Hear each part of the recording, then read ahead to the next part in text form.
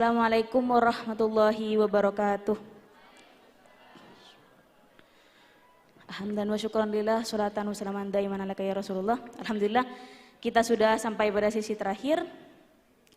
Bertemu lagi dengan saya, semoga tidak bosan. Terima kasih untuk kesempatannya. Kita lanjut pada panelis selanjutnya, Saudari Siti Nur Jamilah. Ya. Dari Ma'had Ali Idrisiyah. Waktu dan tempat kami haturkan.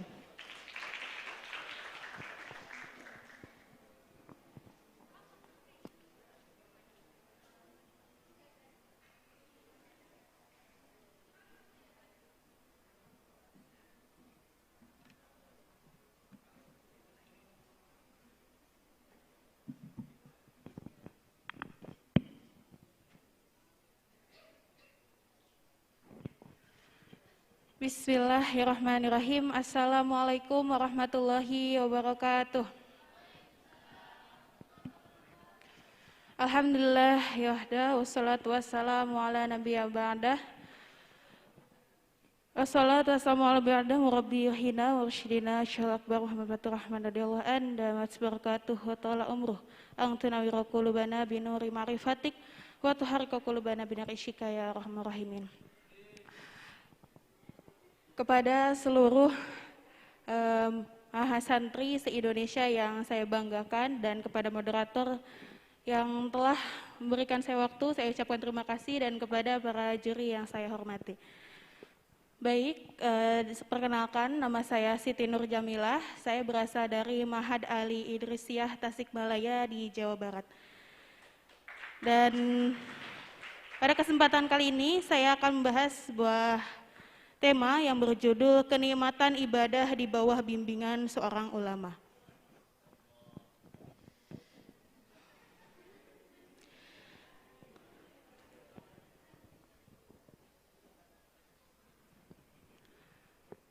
Oke, next. Nah, di sini saya akan membahas latar belakang terlebih dahulu.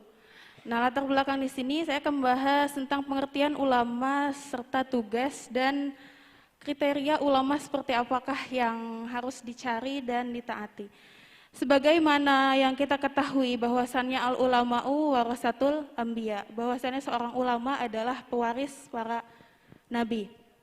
Nah, di sini ada beberapa kriteria. Dan bahkan secara umumnya ulama itu terbagi menjadi 3 dalam kitab Ihya Ulumuddin, yaitu ulama akhirat, kemudian ulama dunia, dan ulama su. Sebagaimana yang kita ketahui, ulama akhirat adalah ulama yang selalu mengajak kita kepada akhirat, di mana akhirat adalah tujuan akhir dari kehidupan kita. Kemudian yang kedua adalah ulama dunia, yang mana ulama dunia adalah ulama yang hanya mengajak kepada dunia dan bahkan mungkin hanya mengikut dunia saja gitu, perkara dunianya, sedangkan akhiratnya ditinggalkan. Dan yang terakhir itu ulama su, yaitu ulama yang mengajak kepada kemaksiatan. Nah, ulama yang berkedokan ulama gitu, padahal bukan ulama. Nah, ulama yang harus sebenarnya diikuti adalah ulama akhirat. Dan kemudian ada lebih spesifik lagi, yaitu ulama yang berkriteria, yang mengubah kepada 5 hal, yaitu ragu kepada yakin, permusuhan kepada nasihat, kemudian takabur kepada tawadu, ria kepada ikhlas, dan cinta dunia kepada juhud. Maka ketika kalian menemukan 5 kriteria ulama tersebut, maka gigitlah dengan gigi geraham. Kenapa? Karena ketika menemukan ulama tersebut, otomatis iblis itu tidak akan tinggal diam. Mereka akan langsung gitu mengganggu langsung dia, karena dia telah menemukan ulama yang hakiki, yang sebenarnya. Kemudian di sini lanjut, next. Kita ke metode penelitian. Nah, adapun metode penelitian yang saya ambil yaitu metode deskriptif kualitatif yang mengedepankan sumber-sumber dari peristiwa yang sedang terjadi dan mengambil dari pendapat para ahli, baik itu tertulis maupun tidak tertulis. Next, lanjut, kita langsung ke pembahasan. Nah, di sini saya akan membahas beberapa permasalahan tentunya ya. Next.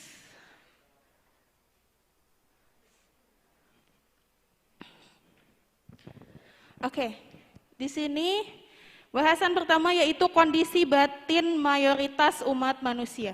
Pada dasarnya, kondisi batin setiap manusia atau ruhani manusia adalah fitrah adanya.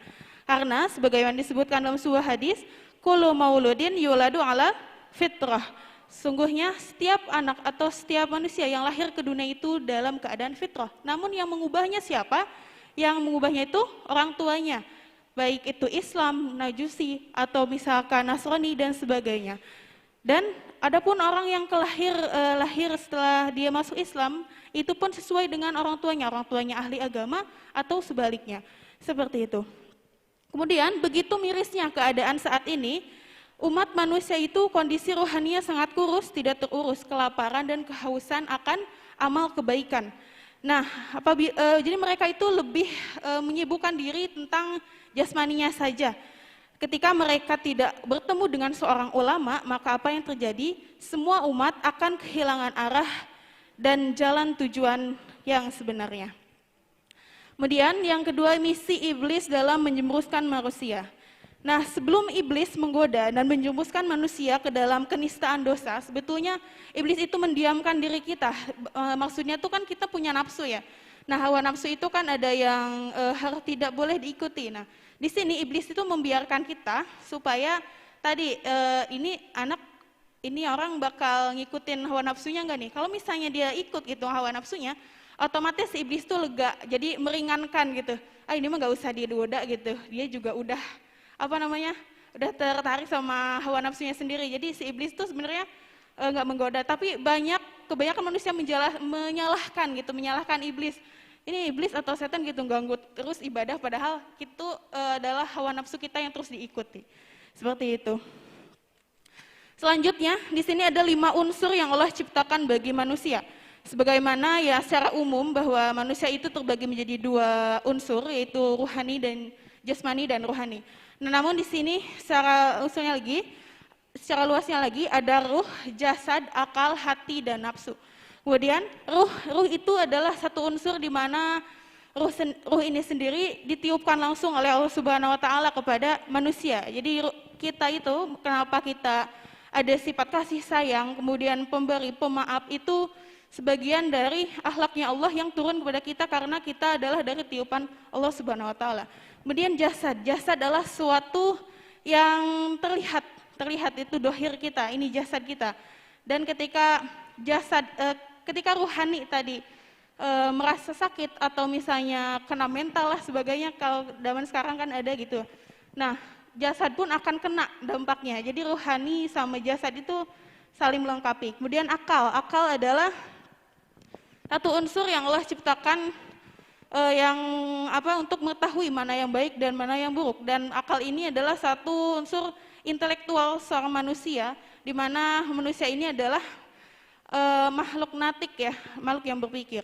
Kemudian hati. Nah, di sini hati merupakan salah satu unsur yang sangat berharga, di mana semua pergerakan manusia adalah tergantung hatinya. Kemudian nafsu. Nah, nafsu ini adalah segala sesuatu yang berhubungan dengan kemauan kita. Nah, tapi nafsu di sini tuh bukan dihilangkan, tapi dibatasi kemauannya. Kalau dihilangkan kita tidak akan nafsu makan, kita tidak akan nafsu belajar sebagai nafsu itu kan banyak ya. Namun di sini yang harus ditahan itu adalah nafsu yang buruknya. Seperti itu. Kemudian di sini kemudahan dalam menjalankan agama Islam. Sebetulnya agama Islam adalah agama yang mudah, bahkan sering ada istilah rukhsah dan sebagainya. Nah, di sini ada sebuah hadis yang menyebutkan inna dina yusrun wala yusaddad dina ahadun ila ghalabahu. Sesungguhnya agama itu mudah dan bahkan memudahkan, tidak pernah menyulitkan. Dan sungguhnya yang menyulitkan itu siapa? Dirinya sendiri gitu, diri kita sendiri, karena kita berpikir sesuatu itu sulit. Sesuatu itu menyulitkan sendiri, padahal itu hanya perspektif kita, padahal cuma kayak sugesti aja gitu, padahal segala sesuatu yang diperintahkan oleh Allah itu mudah, sebagaimana yang kita ketahui semuanya. Seperti itu. Terlebih lagi di sini, meskipun pada dasarnya orang yang persulit segala sesuatu maka akan semakin sulit. mengerjakan suatu itu. Begitupun dengan agama. Nah, dia akan dipersulit lagi sebab segala sesuatu itu tergantung pada pandangan kita terhadap suatu objek.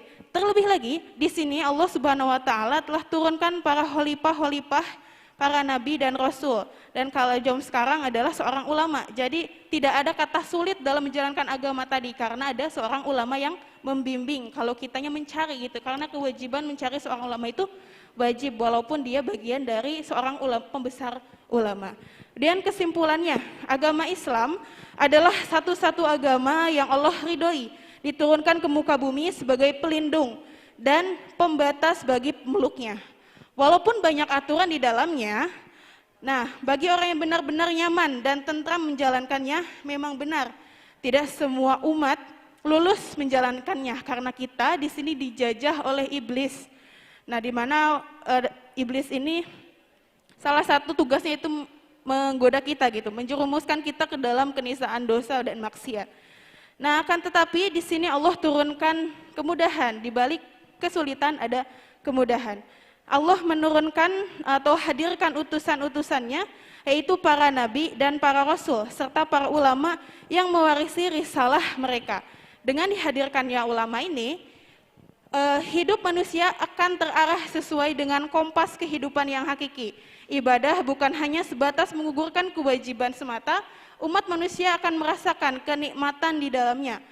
Potensi-potensi yang Allah ciptakan tadi, yang 5 tadi, tidak akan asing di mata mereka, dan sehingga mereka tidak akan menggunakannya dengan sia-sia. Kemudian berkaitan dengan persulitnya agama, sungguhnya kan agama itu sangat mudah, maka jadikanlah agama sebagai tumpuan bukan tuntutan. Terima kasih. Wassalamualaikum warahmatullahi wabarakatuh.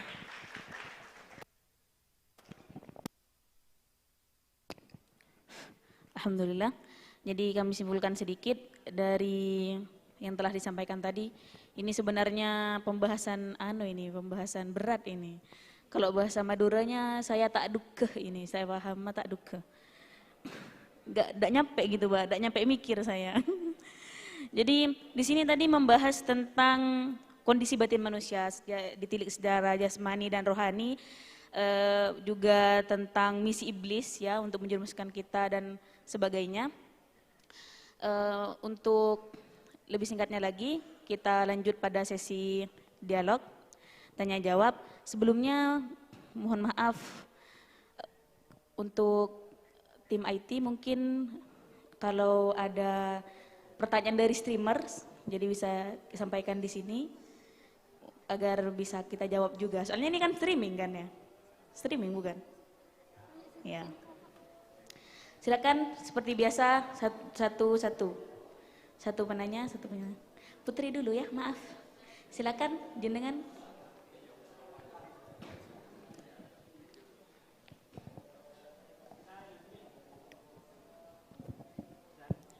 Bismillahirrahmanirrahim. Tema yang sangat berat sekali ya. Jadi buat saya bingung. Kenapa motivasinya harus di bawah naungan ulama? Kenapa kok enggak nikmatnya beribadah sesuai dengan aturan syariat aja gitu? Dan kalaupun emang harus ulama yang Mbak maksud itu apakah sesuai dengan ulama yang ada di konteks Indonesia gitu? Karena menurut saya pribadi ada beberapa ulama yang kayak mana gitu sebenarnya pertanyaannya. Karena ada beberapa yang kiai tapi dia tidak diklaim ulama, ada yang ulama tapi dia bukan kiai gitu. Di konteks Indonesia, apa ulama itu tarafnya mujtahid gitu? Ya, mungkin itu dulu ya. Ya, terima kasih untuk pertanyaannya. Jadi di sini ada 2 pertanyaan ya. Yang pertama tentang kenapa harus menggunakan dalam naungan ulama seperti itu. Mau langsung ditanggapi? Ya.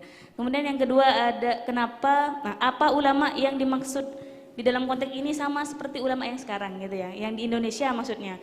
Soalnya kan banyak nih ustaz ya di media sosial, tidak tahu gimana gitu. Iya, mungkin silakan langsung ditanggapi. Baik, izin menjawab. Sebetulnya kenapa tadi konteksnya harus di bawah naungan ulama? Karena sebagaimana yang kita ketahui bahwa dulu para sahabat itu hidup pada zaman Nabi ya, tentunya langsung di bawah naungan para nabi gitu, Rasulullah maksudnya. Nah, karena sekarang Rasulullahnya sudah wafat, meskipun tadi ada syariat-syariat ya, syariat-syariat dan sebagainya. Nah, akan tetapi di sini kita sebagai manusia biasa dalam artian yang masih gitu kurang dalam bentuk ibadah dan sebagainya, maka sebagai bentuk mencari wasilah, karena mencari wasilah itu wajib ya, karena tadi kita bukan seorang yang suci dalam artian kita tidak bisa langsung menuju Allah Subhanahu wa taala, dan bahkan kita pun bisa berwasilah kepada Nabi SAW. Akan tetapi tadi ada konteks yang pertama, yaitu al ulama warisatul anbiya. Ulama itu adalah pewarisnya para nabi. Dan di sini ulama itu menggantikan peran nabi pada zaman dulu. Dan otomatis kalau misalnya pewaris, dia itu berarti mewarisi segala risalah-risalah. Dan risalah-risalahnya tersebut adalah termasuk syariah.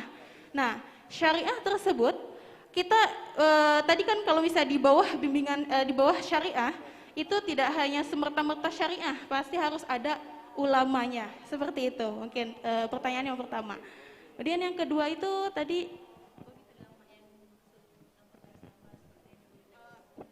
ya sebenarnya mau ulama itu di Indonesia atau misalnya ulama itu di Arab atau misalnya di manapun gitu, karena kan ulama itu bertingkat-tingkat. Sebagaimana yang saya sampaikan, ulama itu ada 3, ulama akhirat, kemudian ulama dunia, dan ulama su. Nah itu sebuah sifat ya, sebuah sifat atau sebuah karakteristik ulama, dan itu pun bisa dan hanya bisa dirasakan oleh hati kita, hati sebagai seorang murid atau seorang jamaah gitu yang mengikuti ulama tersebut. Dan tadi saya sebutkan bahwasannya ulama yang benar itu, ulama yang harus diikuti itu adalah ulama akhirat. Dan konteksnya itu tadi ulama yang memiliki 5 ciri gitu, 5 karakteristik yang mengubah 5 hal kepada 5 hal. Dari ragu kepada yakin, kemudian dari permusuhan kepada nasihat, kemudian dari takabur kepada tawadu, riya kepada ikhlas, dan cinta dunia kepada zuhud. Nah, hal-hal itu bukan hanya terjadi di luar negeri saja, bahkan di Indonesia pun kan terjadi.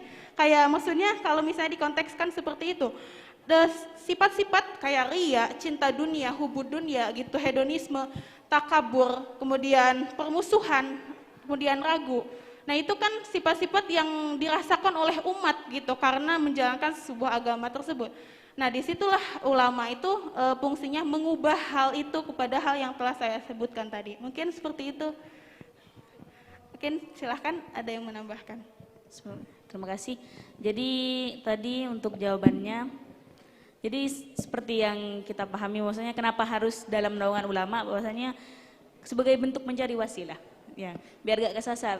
Gitu. Jadi kita itu ulama itu kita jadikan sebagai guru seperti itu. Kemudian untuk karakteristiknya sudah disebutkan tadi tentang ulama seperti apa yang harus menjadi tuntunannya kita. Bagaimana? Ada tanggapan? Silakan. Berbicara tentang 5 karakteristik tadi, saya lihat di Indonesia itu kan banyak aliran ya, dan setiap aliran itu masing-masing kayaknya mengonsepkan 5 itu.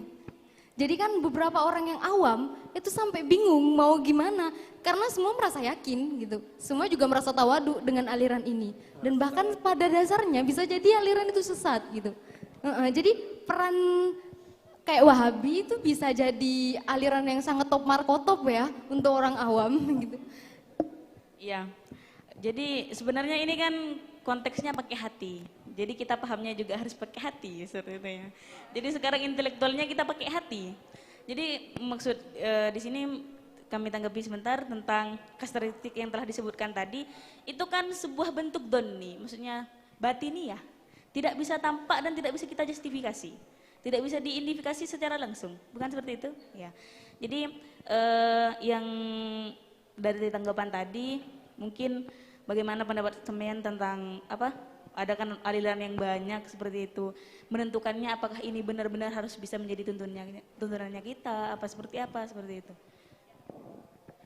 Oke, Karena di sini itu saya menyebutkan di awal bahwa memang kewajiban seorang murid atau kita gitu selaku umat Islam kan tolabul syekh fit thoriqi ada saya kebetulan mengampu di bidang tasawuf dan tarekat gitu. Jadi ketika kita seorang kalau misalnya masuk ke dalam sebuah tarekat atau misalkan banyak juga ya kalau di awam gitu. Nah di sini saya membahas dulu ini. Jadi tolabul syekh fit thoriqi wajibun ala kulli muridin walau min akabiril ulama. Jadi mencari seorang syekh atau mursyid dalam sebuah thariqah adalah kewajiban bagi setiap murid walaupun dia itu adalah dari pemuka ulama besar. Nah, di sini disebutkan bahwasannya meskipun dia sudah menjadi seorang ulama, pembesar ulama, nah mencari seorang syekh itu adalah kewajiban. Syekh di sini adalah kriteria-kriteria yang tadi disebutkan dan mungkin banyak ya, sudah banyak gitu aliran-aliran thariqah yang ada di Indonesia ini gitu. Biasanya disatukan sebenarnya di bawah NU juga yaitu Jatman gitu kan. Itu kumpulan-kumpulan dari beberapa thariqah. Namun tadi katanya bagaimana kalau misalkan kan banyak ya, bahkan kita pun termasuk awam gitu. Manakah yang benar gitu aliran itu? Apakah ini dan sebagainya. Jadi memang keawaman itu mungkin kalau misalnya seorang yang belum tahu tentang ilmu akan kebawa-bawa gitu kan. Nah, disinilah fungsinya memang kewajiban kita terus mencari, akan tapi secara tidak langsung nanti Allah akan langsung tunjukkan jalannya. Dalam artian gini, kita niatkan hati untuk selalu beribadah kepada Allah, kemudian niatkan gitu siapakah pembimbing yang hak, meskipun mungkin tadinya kita itu termasuk ke aliran yang sesat dan sebagainya. Nah, akan tetapi ketika kita terus meminta kepada Allah pertolongan, hidayah, kemudian petunjuk manakah ulama yang benar, nah itu akan otomatis langsung ditunjukkan, mau itu lewat mimpi atau misalnya lewat siapapun itu, baik sanak saudara misalnya memperkenalkan ulamanya. Mungkin sekarang ulama-ulama itu lebih lebih terkenal gitu ya. Jadi kita mungkin boleh mengikuti seorang yang sudah mengampu di bidangnya pastinya. Ya. Jadi kesimpulannya tetap ya, jadi kita harus pakai hati. Ketika hatinya kita sudah condong ke sana, jangan ke sini gitu ya. Jadi paham. Sebentar, sampean mau ngapain? Mau menanggapi? Jenengan mau menanggapi? Oh nanti ya pertanyaan. Silahkan. Ya, ini lebih dulu ya, silahkan.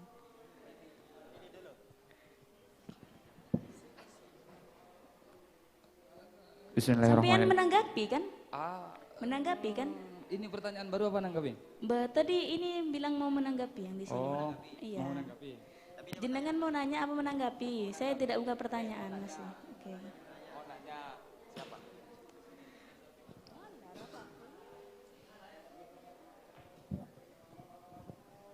Bismillahirrahmanirrahim, masih dengan suara yang sama dari Mad Ali Nurul Jadid. Jadi begini, kayaknya kami kurang setuju kalau misalnya dalam pencarian seorang guru pembimbing atau mursyid dalam halnya suluk kepada Tuhan itu hanya misalnya contohnya hanya seperti dalam mimpi.